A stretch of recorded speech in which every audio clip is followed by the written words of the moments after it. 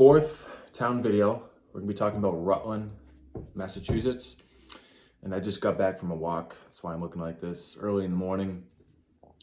Lighting, it's not the best, but we'll make do. So Rutland, last video was about Hubbardston. So if you haven't checked that out, check it out if you have any interest in moving to a rural town in central Mass. Then these are some helpful videos to you.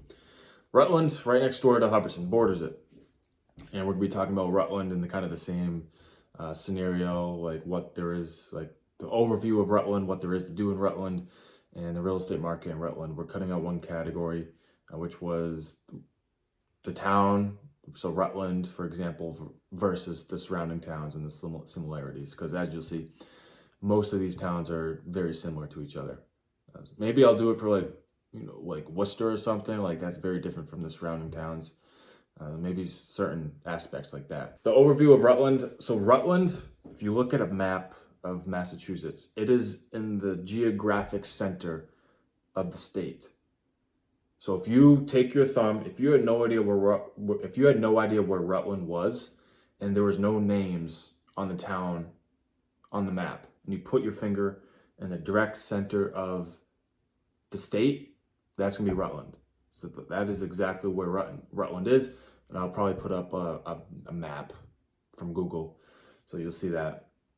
It is also a rural town.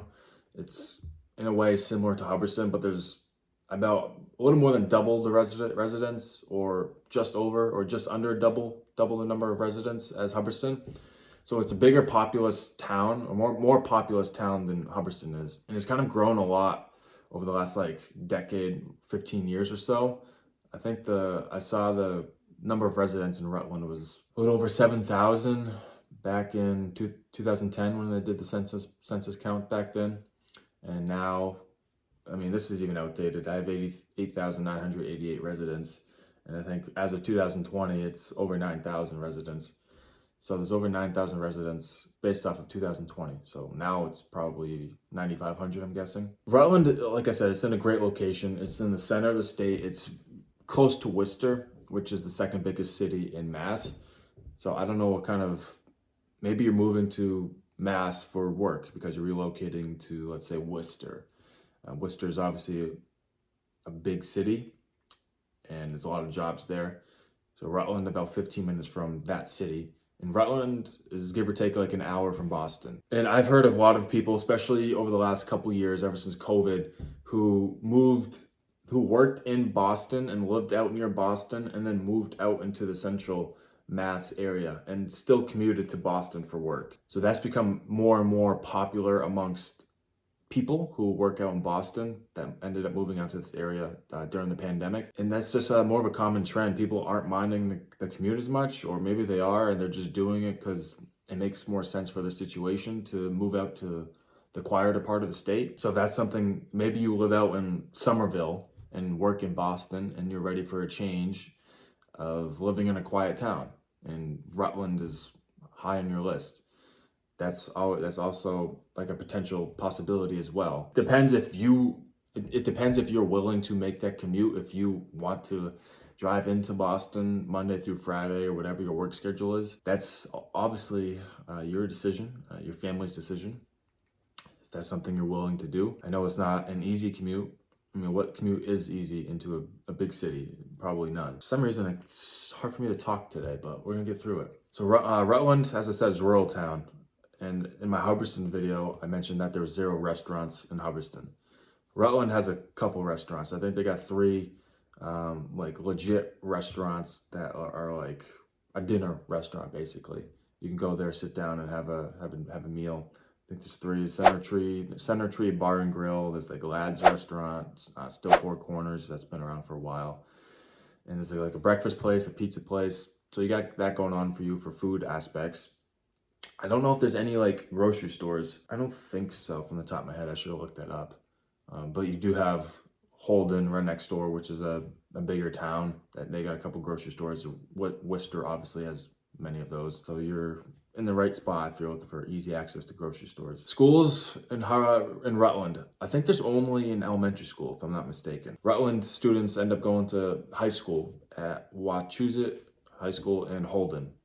So that's kind of like a district school or regional school as well. I think there's a couple towns that go to it. It's a massive school, big student body, have great sports teams. I think they still do. When I was in high school, they had great sports teams. So obviously when someone moves to a town, they want to know what there is to do in that town. Some people have different goals and desires for the town they live in. Some people might want a lot of activity, a lot of stuff going on in the town, much to do. The other people don't want much of anything to do. They just, kind of sit at home and do their own thing and don't participate in any town activities or anything like that. So Rutland is kind of similar to Hubbardston, where there's not a whole lot to do. There's like a state park. So obviously they got like hiking trails and whatnot there. There's like fishing areas around town. There's one golf course, which I golfed one time, and I don't think I would golf that course again. It just wasn't for me. It was very narrow, a lot of woods, and wasn't my favorite course, to put it simply. But obviously, if you're a golfer and you make your own judgments, I'm not you. So overall, it's just another quiet town where there's not like a humongous list of things that you can possibly do in that town. Luckily, like I mentioned, it's near like Worcester, which obviously has so much to do. Worcester has like theaters, and it's got the Boston Red Sox minor league baseball team, AAA, the Woo Sox. It's got minor league hockey team. Yeah, Worcester's got a lot of things. And Holden has got more things. They got breweries around in the area. So you're very close to being close to many different activities. So there's not a shortage of that. Just directly in Rutland, there's not a whole lot. We're gonna wrap up the video with the Rutland real estate market as of October 8th, 2023. So we're in the fall market right now up in New England. It's typically follows a very similar cycle every single year, and Rutland is kind of showing that as well. So typically in the fall, very briefly, there's the most inventory in the market than the rest of the year. Compared to that, the spring, summer, fall is always the most mostly from like right after Labor Day to the mid to late October is when you'll see the most inventory on the market. The active inventory as of October 8th, prior 12 months from 2021 to 2022, October 8th, the active inventory on this day, on October 8th, 2022, was 11 homes for sale. Today, October 8th, 2023, is 10 homes for sale. So that's almost the same thing. October 8th, 2021 to October 8th, 2022, 78 homes sold in the prior 12 months, in that 12-month span. 2023, the last 12 months, 53 homes have sold. So that's a decrease of about 32% homes in home sales. So that's relative with many other markets around the country. Days on market, 2022, the prior 12 months was 33 days on the market. So that means homes are still getting off as quickly. This year, the prior 12 months leading up to October 8th, 2023, is 27. So it's gone down 6 days. So homes are going off the market a little bit quicker than they were the prior 12 months from 2021 to 2022. And that directly correlates to there being less inventory on the market. The average sale price, so the prior 12 months in 2022, the average sale price was $469,436. In 2023, $494,750 in the prior 12 months. So obviously an increase, about a little over 5% increase, which is on scale with many other towns in Massachusetts directly. The average list price, 2022, the prior 12 months, $462,082.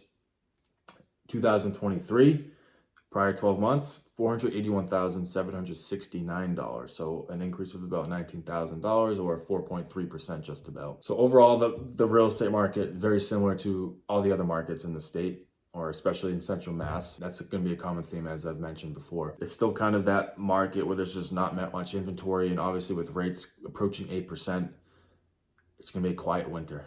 It's going to be a real quiet winter. That's no secret. Winter's usually a down period, but it's going to be even more of a down period for active homes on the market probably, and just buyer demand. I've already noticed with my buyers that they're hunkering down and not doing much because rates are approaching 8%. And it's scary for a lot of people. And then obviously there's people that can't afford anything or can't afford that homes that are currently on the market because the rates are almost 8%. So it's just not an ideal situation for many buyers out there. But in due time, things will flip. They always do. And hopefully next year at some point we see rates in the 5.5 to maybe 6, lower 6 range. That's hopefully going to happen, especially with a presidential election coming up next year. That might have a factor into that. There's the brief overview of Rutland. Hopefully this video was helpful to you. You're going to hear a lot of rural towns that we're going to talk about. There's many in Central Mass, especially in northern Central Mass, rural. Yeah, Rutland's a good town. Rutland's nice. They've done a lot of construction in Rutland the last couple of years. Not in terms of homes, but in terms of just updating the roads and making the roads better and infrastructure, stuff like that. Great town, 15 minutes from Worcester, an hour just about from Boston. So if you're moving here for jobs, you have those cities that obviously you can look towards. You're just in the heart of New England. It's a nice area. You got plenty of options if you're looking for rural towns.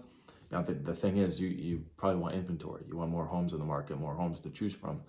That'll come in due time, so be patient. But if you're looking to move to this area in the next 6-12 months, or maybe even sooner, reach out to me. Obviously got my contact info in the link in the description, or the contact info in the description. You can find that there. And I'm just going to plug in Facebook group. My dad and I started a Facebook group. It's called Worcester County Real Estate Forum. We're going to be talking about everything real estate in that group, especially with the local market, and just giving you guys updates on where we service, basically. Providing videos for you guys, articles that we read that would be useful to you, just the home buying process, the home selling process, different situations like estates, probates, etc. All those different types of situations will be covered. That's a group where consumers can join that group to ask questions and you'll get answers, or you can directly message us if it's more of a private situation, or just reach out to us via email or text or whatever, call. Thank you so much for tuning in. I hope you got value out of that video. 4 towns down in Central Mass, many more to go.